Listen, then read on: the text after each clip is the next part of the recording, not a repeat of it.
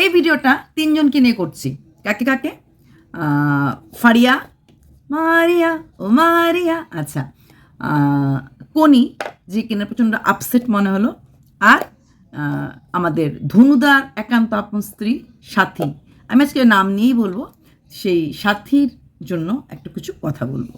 প্রথমটা ফারিয়াকে নিয়ে বলছি, এটা আনন্দর কথা। ফারিয়ার কথাটা হচ্ছে এটা, ফারিয়া আজকে ওই নর্মাল ওর যেটা দেখায়, ওর ঘরে লোকজন, মার কাজকর্ম, সেটা ওর খেতে ইচ্ছে করছে না, ভিডিও দিতে ইচ্ছে করছে না। হ্যাঁ, 9 মাসের সময় আর কারোর ইচ্ছে করে না কোনো কিছু করতে। ভিডিও দেওয়াটা যারা ভাবে যে কাজ না, এটা ভুল। ভিডিও দেওয়া, টাইটেল লেখা, কন্টেন্ট নিয়ে ভাবা, সে কন্টেন্ট ক্রিয়েটার, মানে সে যেভাবেই content create, roasting, controversy, blogger, কবিতা বলা, সব কিছু ক্রিয়েট করতে হয় এবং ভাবতেও হয়। আচ্ছা, ভাবতেও হয়। সেখানে দাঁড়িয়ে ফারিয়ার এখন শরীর দিচ্ছে না, এটাই স্বাভাবিক না দেওয়াটা। তারপর ও যেটা নর্মাল, ও খেতে চাইছিল না, ওর বর আছে, ওকে খাইয়ে দিচ্ছিল। হ্যাঁ, এখন তো আদর করার লোক অনেক, মা বাবা আছে, তারপর বাচ্চা, হাজব্যান্ড আছে। এই সময় সবাই চায় একটু প্যাম্পার, আর ও একটু বেশি মাত্রায় প্যাম্পার হতে চাইছে। তবে হ্যাঁ, 9 মাসের সময় কিন্তু আমাদের কারোরই এত চলতে ফিরতে, হাঁটতে, কথা বলতে কোনোটাই ভালো লাগতো না। চুপচাপ, আমার তো লাস্ট দিকটাতে চুপচাপ শুয়ে থাকতে ভালো লাগতো। তবে শুয়ে থাকাও যেত না। সেকেন্ড টাইমে তো আমার প্রথম এক ছোটোটা ছিল, মানে বড়টা ছিল ছোটোটার সময়। আর যেহেতু আমাদের একা ঘর, তখন তো একটু কাজকর্ম করতেই লাগে। আর সেরকমভাবে কাজের লোক থাকলেও, মারা আসলো অন্য এক জায়গা থেকে অন্য জায়গা, তো তো মাকে দেখিয়ে দিতে হয়েছে আমার এখানে বেডশিট বেড কভার, এখানে আমি কাপড়গুলি রেখেছি, এটা এটা এইটা এরকম, ওইটা এরকম, এইগুলি দেখানোটাও কিন্তু একটা কাজের মাঝেই পড়ে। তো নিজেদের, মানে ওদেরকে গুছাতে গুছাতে আমারও কাজ পড়ে যায়। আচ্ছা, তারপর যেটা বলছিলাম, তো ফারিয়ার যে প্রশ্নটা, যে ওর মেয়ে হবে না ছেলে, মানে ওর মাঝে এখন খুব কিউরিয়াসিটি দেখা দিয়েছে। কারণ কেউ বলছে, আমিও দেখেছি ওর কমেন্ট বক্স ভর্তি, মিষ্টি খাচ্ছ, মেয়ে ছেলে হবে, ও কত 38 সপ্তাহ তোমার ছেলে হবে, এরকম অনেক প্রশ্ন। তো সবারই 38 উইকে ছেলে হবে, কারোর এটাতে ছেলে হবে, মানে অনেক চিন্তা, মানে ছেলে নামে কেউ বলছিল কালো হয়ে গেছো, মেয়ের মা সুন্দরী, ছেলের মা বান্দুরি, এরকম কিছু কিছু কথা। ফারিয়াকে আমি একটা কথাই বলবো, ছেলে হোক বা মেয়ে হোক সেটা বড় কথা না, কথা হচ্ছে যে আসবে সে যেন একটা সুস্থ বেবি, সব দিক দিয়ে সুস্থ, এটা সবচেয়ে বড় প্রাপ্তি। কোনো রকম অসুখ বিসুখ না, ব্রেইন ফর্মেশন, যেটা আমি খুব চিন্তা করছিলাম তোমার প্রথম 3 মাসে। আমরা বলি না, বাচ্চাটা এত পড়াশোনা করে কিছু মনে রাখতে পারে না, ওর তো কিছু মনেই থাকে না। এটা হচ্ছে সবচেয়ে দরকার, ব্রেন ফরমেশনটা দরকার। মা যদি স্ট্রেস থাকে, মার যদি কষ্টমে থাকে, তাহলে কিন্তু এই অসুবিধা থাকে। তো তার জন্য আমি বলবো, ছেলে মেয়ে যা খুশি হোক, মানুষের মতো তাকে মানুষ করতে হবে, তাই তো? আর তুমি যেভাবে কন্ট্রোভার্সির মুখে পড়েছো, ও তো একটু এমনিতেই পাকুনি বা পাকু না হয়ে আসবে। এই আন্টিটা খারাপ, আমার মাকে নিয়ে নেগেটিভ কথা বলেছে বলেছে বলে এরকম ঝগড়া করবে। ও ভালো না, একটু ভালো না, আমার মাকে নিয়ে বয়েছে আপ, এভাবে বকবে, আমাদেরকে তো এভাবেই বকবে।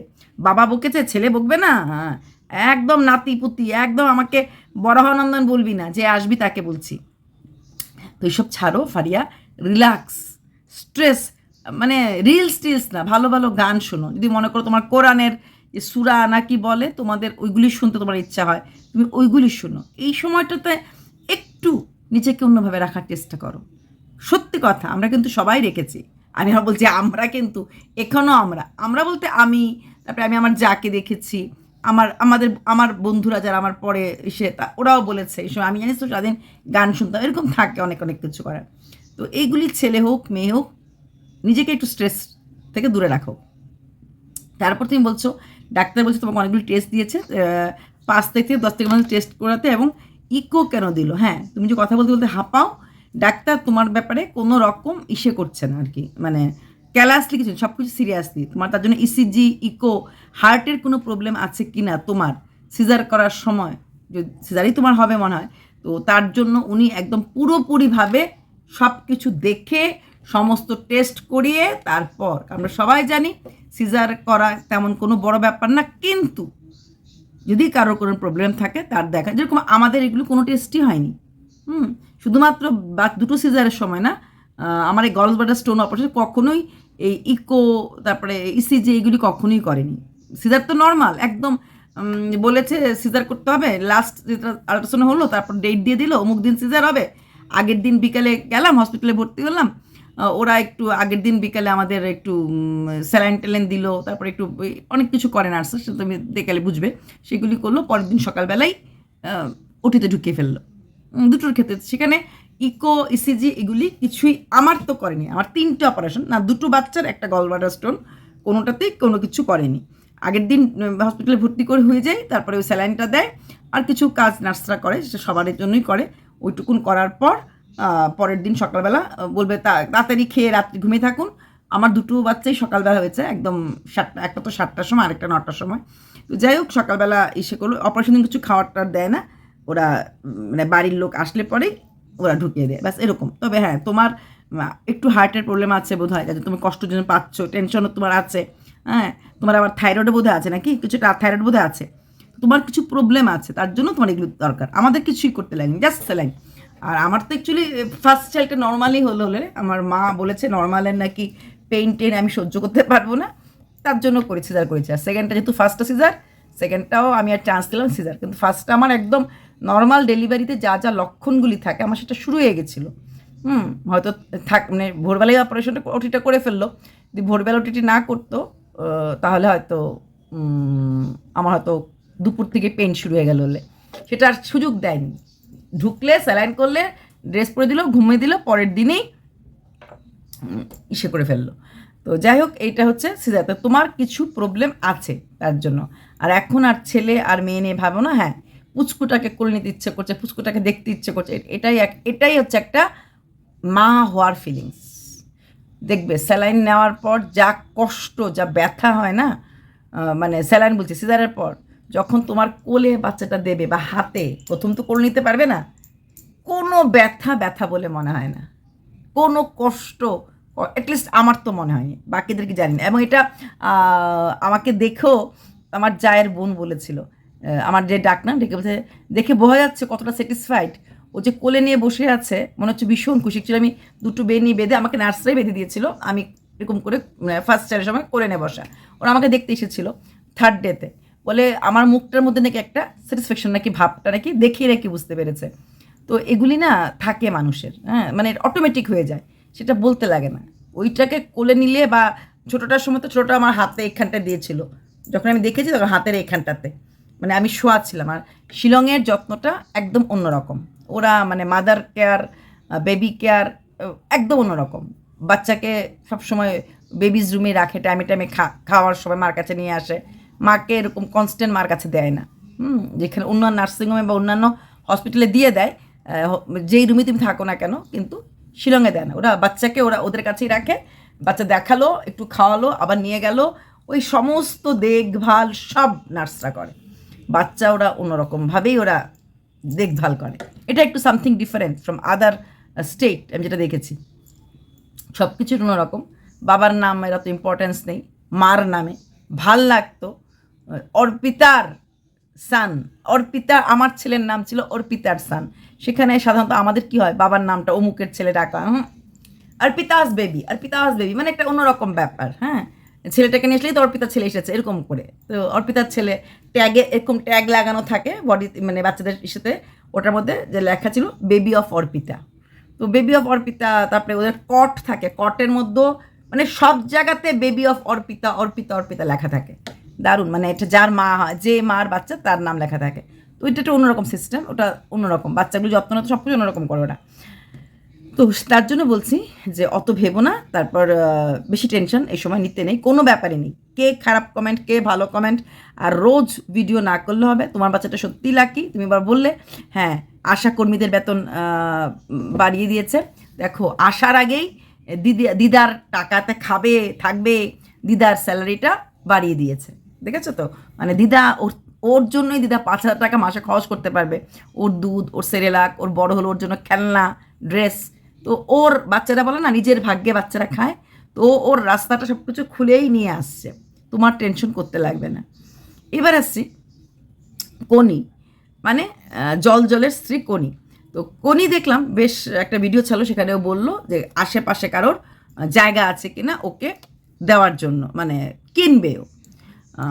কিনবে এবং ঘর করার ইচ্ছে আছে, কিন্তু ও ঘর এখন করতে পারবে না, কারণ ওর কাছে টাকা পয়সা এখন নেই। সমস্ত পয়সা ওর এইখানে বাড়ি, তারপরে খাওয়া দাওয়া খরচ করে ফেলেছে। আর জায়গাটা কিনতে গেল ওর সেরকম পয়সা নেই, ওকে লোন করে ওকে জায়গাটা কিনতে লাগবে। এরকম করবে না, পরিবারের সম্বন্ধে কোনো কথা বলেনি, খালি বলেছে আমার একটা জায়গা লাগে, ছোট্ট জায়গা। এবং এটাও বলেছে মেয়ের স্কুল তো ওখানে, তাই মেয়ের স্কুলের এরিয়ার কাছাকাছি জায়গা চায়। তারপর আবার বলেছে যদি বাই চান্স এমন হয় মেয়ের স্কুলের কাছাকাছি কোনো জায়গা পেলো না, তাহলে প্রয়োজন হলে তার মেয়ের স্কুল ওকে চেঞ্জ করতে লাগবে। এবং জায়গাটা যে খুব ভালো হতে লাগবে, খুব মেন রোড চাও না, লো বাজেটের জায়গা লাগবে, 1.5 কাঠা থেকে 2 কাঠার মাঝে, মানে একটা জায়গার জন্য অ্যাড। হ্যাঁ, এখানে সেলিং না, বাইয়ের জন্য অ্যাড, নিজের জন্য ওটা লাগবে। আর দুঃখের কথা এখন ওর কাছে ঘর করার কোনো টাকা নেই। যদি ঘর করার হয় পরে করবে, দেখা যাক কখনো টাকা হয় তখন। তারপরেই দেখলাম একটা লাইভ আসলো, লাইভে এসে বেশ বকাবকি করছিল এবং জল বেশ রুষ্ট হয়ে এবং বেশ বাজে মুখে, কি ওল কচু, ওলকে চুলকানি বেশি, কুটকুটি বেশি, এরকম করে করে বলছিল। তারপর কে জানি কি কমেন্ট করছে, সেই কমেন্টের উপরে কোনি বললো জানোয়ারের বাচ্চা, মানে বেশ দুজনই বেশ রাগ করে লাইভ। কারণটা হচ্ছে একটাই, তাদেরকে ওই ইসেতে খুব বাজে বাজে কমেন্ট করছে, কেউ নাকি বুঝিস হচ্ছে নাটক না তো। তারপর বলছে ওরা একবার প্র্যাঙ্ক করেছিল, বলছে নাটক তো কেন করেছি বা জানি আমি কী শেখাতে গেছি, কী করতে গেছি, ভিউজ পড়ে তার জন্য পড়ে গেছি, আমার ভিউজ হয় না তো আমি কী করবো, মানে অনেক রকম ফ্রাস্ট্রেশন বেরিয়ে এসেছে। আমি চেষ্টা করছি অন্য দিক, ভিউজ থেকে না টাকা হলো অন্য দিক থেকে যাতে রোজগার করা যায় যেটা। আর জায়গাটা আমি কিনছি, আমি বলিনি কারোর উপরে রাগ বা শ্বশুরবাড়ির প্রতি কোনো কথা আমি বলিনি, হ্যাঁ কোনো কিছু বলেনি, কিন্তু হঠাৎ করে সুন্দর বাড়ি থাকতে আরেকটা জায়গা নাকি দরকার, যেটার জল যেটা ক্যালিফিকেশন দিল যে মেয়েদের একটা নিজের বাড়ি হওয়া উচিত, শ্বশুরবাড়ি নিলে বাপের বাড়ি ছাড়া, যেটা আমরা সবসময় এখন বলি নিজের বাড়ি, যে ইচ্ছা হলো কদিন গিয়ে নিজের বাড়িতে রিল্যাক্স হয়ে থাকতে পারলাম। শ্বশুরবাড়ি মানে বাবা মা থাকাকালীন বাপের বাড়িতে যাওয়া যায়, আর শ্বশুরবাড়ি হলে সবসময় তকমা থাকা একটা শ্বশুরবাড়ি। নিজের বাড়ি হলে ওই বাড়ির থেকে ও মানে কেউ কিছু বলতে পারবে না, যখন ইচ্ছে তখন রিল্যাক্স। তার মানে কনির একটা রিল্যাক্স করার জন্য হোম লাগে। তো রিল্যাক্স করার জন্য যদি হোম লাগে, বাড়ি লাগে, তাহলে তো সেই বাড়িটা মেয়ের স্কুল চেঞ্জের কথাটা আসে না না। আর কিন্তু হ্যাঁ এখন তারপরে বলেছে যে মেয়ের একটা অ্যাসেট হয়ে রইল, যেটা ও ননদ করেছে ওর ভাগ্নির জন্য, যে ওর যখন শ্বশুরবাড়ি হবে তখন কোনো জায়গায় থাকতে ইচ্ছে হলো, কদিনের জন্য মেয়ে এসে থাকতে পারবে। তো ওর একটা ইচ্ছে হয়েছে এমন একটা জায়গা, এমন একটা বাড়ি করে ওর মেয়ের জন্য রাখবে, তাই তো? সেটা আমার মনে হয়েছে। তো মেয়ের জন্য রাখবে, আবার বলছে স্কুলটা যেন মেয়ের স্কুলটা থেকে যেন দূরে না হয়। তার মানে স্কুল যখন দূরে না, তার মানে কি মেয়ে যদি ওই বাড়ি থেকে স্কুলে যায়, তার মানে ওরা ওখানে শিফট হবে, তাই তো? বলতে পারে আমি কখনো বলেছিলাম শিফট হবো না, তুমি শিফট হওয়ার কথা বলোনি, কিন্তু তুমি বলছো স্কুলের কাছাকাছি। তারপরে আবার বলেছো যদি স্কুলের কাছাকাছি নাও পাওয়া যায়, যদি অন্য কোনো জায়গা মানে ওই জায়গাটার কাছাকাছি কোনো পাওয়া যায়, তারপরেও যদি ওই দিকের কোনো স্কুল থাকে ভালো, দরকার পড়লে মেয়েকে এই স্কুলটা চেঞ্জ করে অন্য স্কুলে নিয়ে যাবে, বাড়ির কাছাকাছি কোনো স্কুল। তাহলে স্কুল চেঞ্জ যখন তুমি মেয়ে করবে বলে ভেবে নিয়েছো, এতদূর ভেবে নিয়েছো, তার মানে তুমি নিজেকে শিফট করবে। বারবার বলছো যে এই বাড়িটা শ্বশুর বাড়ি, তুমি একবার বলেছিলে তোমার শ্বশুর মশাই বলে দিয়েছে এই বাড়িটার পুরোটো মালিকানা তোমার হাজব্যান্ডের, তার মানে এটা স্বামীর বাড়ি। আর মেয়েদের স্বামীর বাড়িতে থাকার অধিকার চিরকাল থাকে। হ্যাঁ, আমরা কি বলি, ডলিতে আসি আরতিতে বেরোই। ডলি মানে আমরা বিয়ের পর যেটা ঢুকি, আর আরতি মানে যখন আমাদের ডেড বডি নিয়ে যাওয়া হয়। তো সেখানে দাঁড়িয়ে তুমি এটা বললে যে মেয়ের স্কুলের কাছে, তার মানে তুমি বাড়িটা শিফট কথা ভাবছো। আর বারবার তুমি বল তোমার হাতে এখন পয়সা নেই, যেহেতু তুমি সমস্ত কিছু খরচ করে ফেলেছো।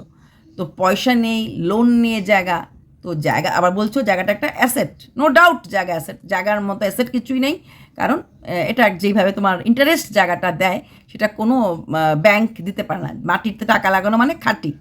সেখানে দাঁড়িয়ে তুমি কিছুদিন পরেও তাহলে কিনতে পারো, কারণ লোন নিয়ে কষ্ট করে জায়গাটা কিনবে, তারপর তুমি এক্ষুনি ঘর তৈরি করতে পারছো না, তোমার ইমার্জেন্সি নাই, আবার ইমার্জেন্সি আছেও, কারণ তুমি যত তাড়াতাড়ি পাও তত তাড়াতাড়ি ভালো তুমি বলছো, হ্যাঁ বাড়িটা, আর তুমি ঘর করতে পারবে না, তাহলে জায়গাটা কিনে রেখে দিলে হয়তো বা 2-3 বছরের লোনটা দিয়ে দিলে তারপর হয়তো বাড়ির লোন নিয়ে বাড়িটা করলে, সেরকম একটা কিছু হবে। আবার তুমি বলছো টাকা তো আমার কাছে নেই, তুমি একদিন বলেছিলে তুমি যে ফেসবুকে একটা সময় তো খুব ভালো ইনকাম করতে, ফেসবুকে টাকা তুমি হাত দাও না, পুরো টাকাটি তুমি রেখে দাও তোমার মেয়ের ফিউচারের কথা ভেবে। তুমি বলবে হ্যাঁ আমি ঠিকই বলেছি, ওই টাকাটাতে আমি এখনও হাত দিই না, ওইটা আমার ফিক্সড অ্যাসেট হিসেবে রাখা হয়েছে। কারণ কী গ্যারান্টি আছে ইউটিউব চলবে কি চলবে না, বা অন্য কিছু চলবে কি চলবে না, তাই তো? ঠিক বলছি তো? সেখানে দাঁড়িয়ে তোমার এক্ষুনি একটা জায়গা কেনার দরকার পড়েছে, কারণ তুমি যাবে রিল্যাক্স করার জন্য তোমার নিজের বাড়ি। নিজের বাড়ি হবে, শ্বশুর বাড়ি বাপের বাড়ির বাইরে নিজের বাড়ি। তাহলে তুমি যদি ওই বাড়িটাতে চলে যাও, তোমার এখানে দোতলা বাড়িটা আছে, এটা যথেষ্ট সুন্দর বাড়ি, এবং তুমি তোমার ইচ্ছা মতো করে মন মতো করে সাজিয়েছো। তাহলে এই বাড়িটার কি হবে? ফ্ল্যাট কিন্তু না, তুমি কিন্তু ওইখানটা তো তুমি একটা বাড়ি করতে চাইছো। তাহলে এই বাড়িটার কি হবে? এটা তো একটা প্রশ্ন, তাই না? এই বাড়িটাতে থাকবেটাকে, এটা প্রশ্ন আসছে না? আসছে তো। তুমি রেগে গেছো তোমার কমেন্ট বক্সে নেগেটিভ কমেন্ট, এবং নেগেটিভ কমেন্টগুলি খুব তোমার খারাপ লেগেছে, এবং তুমি আজকেও বললে তোমার চ্যানেলটা এরকমভাবে হয়ে যাওয়ার জন্য বা এত কিছু হওয়ার জন্য, কারণ স্পেসিফিক্যালি ইনডাইরেক্টলি কাউকে মিন করেছো, তার জন্য হয়েছে। তুমি চেষ্টা করেছো, তুমি পারছো না, এটা হয়। এরকম তোমাদেরই যে গুরু ছিল ক্যানভাস, তার সাথেও এটা হয়েছে। তো এগুলি ইউটিউবে শুধু তুমি না, এরকম আমি আরও হিন্দি চ্যানেল দেখি, এদেরও 24 লাখ 25 লাখ ভিউজ হতো। সেই 24 লাখ 25 লাখ ভিউজ থেকে এখন এসে 1 লাখে হচ্ছে। তারপরে একজন রান্নার চ্যানেল, যার কিনা আমি 28 লাখ 30 লাখ 50 লাখ পর্যন্ত ভিউজ দেখেছি, তার রান্নার চ্যানেলের ভিডিও আমিও দেখতাম। তো তার ভিউজ এখন 22K 25K হচ্ছে। তার মানে কি কারোর হয় না? হয়। আবার অনেকের আছে, বাংলাদেশে একটা চ্যানেল দেখি আমি সোনিয়া নামে, তার একটা ভিডিওতে 16 লাখ 18 লাখ। এটা মানে এমন কিছু কন্টেন্ট না, নর্মাল কন্টেন্ট, কপাল। হ্যাঁ, তো তুমি যখন জায়গার কথা বলবে, সবার মাঝে একটা প্রশ্ন আসবে, যখন তোমার এত সুন্দর বাড়ি সেটা কিনা তুমিই করেছো, তোমার টাকা দিয়ে করেছো, তাহলে কেন তুমি এই বাড়ির বাইরে গিয়ে আর রিল্যাক্স করার জন্য, যেটা তোমার বর বলছে মেয়েদের একটা রিল্যাক্স করার বাড়ি, কখনো বিপদ হলে, তাহলে তুমি মেয়ের স্কুলের শিফটের কথা ভাবতে না। স্কুলের শিফটের ভাবছো মানে তুমি এই বাড়ির থেকে শিফট হয়ে গিয়ে নিজের বাড়িতে থাকতে চাইছো। তোমার বাড়িতে তুমি তোমার স্বামী মেয়েকে নিয়ে থাকবে, তাই তো? শ্বশুর বাড়িতেও না, বাপের বাড়িতেও না, একদম কনির তৈরি নিজের বাড়ি। ঠিক বলেছি? এত রাগারাগি করার বা এত রাফলি কথা বলার কোনো মানে হয় না। যে ভিউয়ার্সরা তোমাকে কমেন্ট করেছে বা তারা তোমাকে ভিউজ দিয়েছে, তো তুমি বলবে আমার লাগে না। লাগে না কি সত্যি? আমাদের নেগেটিভ পজিটিভ যেই কমেন্টই করুক না কেন, সেই মানুষটা আমাদেরকে ভিউজ দেয়, তো তার জন্য কৃতজ্ঞ থাকতেই লাগে। যাই হোক, আগে তোমার ব্যাপার। নিশ্চয়ই তুমি জায়গা পাবে, নিশ্চয়ই তুমি বাড়ি করবে, ভেবেছো নিশ্চয়ই ভালো করে কিছু একটা করবে। এবার আসছি সাধন সাথীকে নিয়ে কিছু কথা বলার। খুব খারাপ লাগলো আজকের ভিডিও দেখলাম সাথীর বাবা মারা গেছেন। অনেক ভিডিও আমি পার্সোনালি সাথীর বাবাকে নিয়ে করেছিলাম। খুব ভালো লাগতো মানুষটাকে, সহজ সরল মানুষ। উনি কাকুলিকে ভালোবাসতেন। উনি যখন বৃদ্ধ ভাতার জন্য অ্যাপ্লাই করেছেন, বলছেন টাকা পেয়ে দেবে, কাকে শাড়ি দেবে, মেয়ের আগে মেয়ের ননদের নাম বলেছিল, এখনও মনে আছে। মানুষটাকে কাকুলির কাছেই, মানে কাকুলিদের ঘরের পাশে ঘুমটুম পাড়াতো, কাকুলি খাইয়ে টেয়েও দিত, এটা সাথেই বলেছিল। তো সেই মানুষটা আজকে নেই, হয়তো 2-1 দিন আগেই মারা গেছে, না আজকে মারা গেছে বোঝা গেল না। কারণ ও যে ভিডিওটা পোস্ট করছে সেটা হচ্ছে ষষ্ঠীর ভিডিও। তো ষষ্ঠীর ভিডিওতে দেখানো হয়েছে মানে শনিবার দিন, যে ওর বাবারকে গেছে বিস্কিট খাওয়াচ্ছে, তারপরে বলছে রক্ত লাগবে। হ্যাঁ, ও মা বাবা মেয়ে 3 জনের একই ব্লাড গ্রুপ এরকম। এবং তারপরে যেটা লিখলো এটা কমেন্ট পিনে, যে 2-3টা হসপিটালেরও ঘোরাফেরা করছে, তারপরেও শেষ রক্ষার করা গেল না। তো শনিবারের ভিডিও ছেড়েছে, আজকে বুধবার, মানে আজকের ভিডিওটা গতকালকের ভিডিও, তবে হ্যাঁ জানি না, হ্যাঁ ওটার উপরেই থাম্বনেলটাতে লিখেছে বাবা নিয়ে। এখন আজকে মারা গেছেন না কালকে মারা গেছেন সেটা বোঝা যায় না। তো যেটা হলো, একটা কথাই বলবো, আমরা মানুষদেরকে নিয়ে ভিডিও করি, নেগেটিভ ভিডিও অংশ করি, কিন্তু আমরা কারোর কখনো ক্ষতি চাই না, কারণ পার্সোনাল কোনো কিছুই নেই।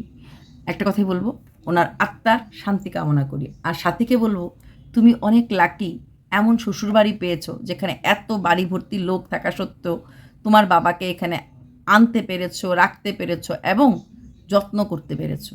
খুব কম মেয়েই বিয়ের পর এই সুযোগগুলি পায়, এটা তুমি পেয়েছো। এবং তোমার ননদ, তোমার ননদের বর, তোমার শাশুড়ি মা সবাই কিন্তু ওনাকে যত্ন করে রাখতেন।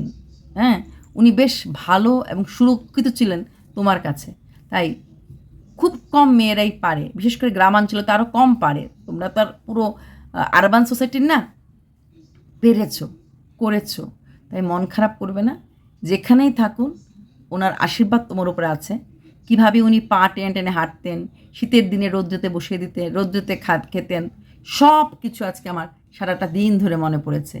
বৃদ্ধ ভাতা যাওয়ার সময় তোমার মা ওনাকে নিয়ে যাচ্ছিলেন, আমরা তখন অনেক কিছু ভিডিও করে বলেছিলাম যে থাকতে চেনে না, বৃদ্ধ ভাতা পাবে বলে এখন বরকে নিয়ে যাচ্ছে, এরকম অনেক কিছু নিয়ে ভিডিও করেছি। কিন্তু দিনের শেষে মানুষটি আজকে নেই। প্রতিটি মানে যে স্টেপগুলি আমরা বলেছি বা দেখেছি, একটা গামছা এরকম করে দিয়ে রাখতেন শরীরের মাঝে, আর কখনো কোনো প্রশ্ন করলে এমন করে হেসে হেসে উত্তর দিতেন, এটা হয়তো কথাটা হয়তো ক্লিয়ার হতো না, হয়তো বুঝতাম না, কিন্তু হাসিটা বড্ড সুন্দর ছিল। তাই সব মিলে একটা কথাই বলবো, মানুষের জীবন চিরস্থায়ী নয়, আমরা ভাবি চিরস্থায়ী, তার মাঝে আমাদের রাগ, দুঃখ, হাসি, ক্ষোভ সব বেরিয়ে আসে। ঈশ্বরের কাছে একটাই প্রার্থনা, ওনার আত্মার শান্তি কামনা করছি। অনেক কিছু বলার ছিল, কিন্তু তোমার মন ভালো না, তোমরা কেমন হয়ে আস, তাই আজকে কিছু বললাম না। স্মৃতিচারণা করতে গেলে যেহেতু অনেক দিন ভিডিও করেছি তোমাদেরকে নিয়ে, তো প্রচুর ভিডিও স্টাডি করেছি এবং অনেক কিছু দেখেছি। ভালো থাকবেন যেখানেই থাকবেন, সাথীর বাবাকে বলছি, বাই।